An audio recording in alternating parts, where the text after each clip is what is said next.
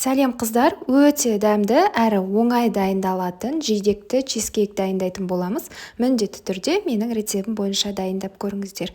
Ол үшін ең әуелі бөлме температурасындағы жұмсақ сары майға қант себеміз, шанышқымен жақсылап езіп араластырып бір жұмыртқа қосамыз.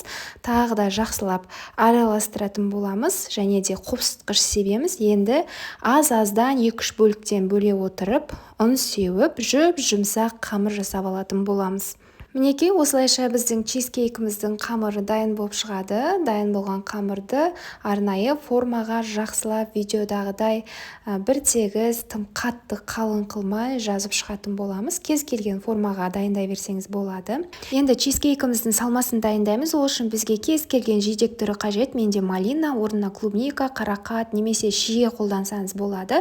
Енді сүзбеге осы малинаны қосамын, және де қаймақ қосып, барлығы біркелкі болғанша жақсылап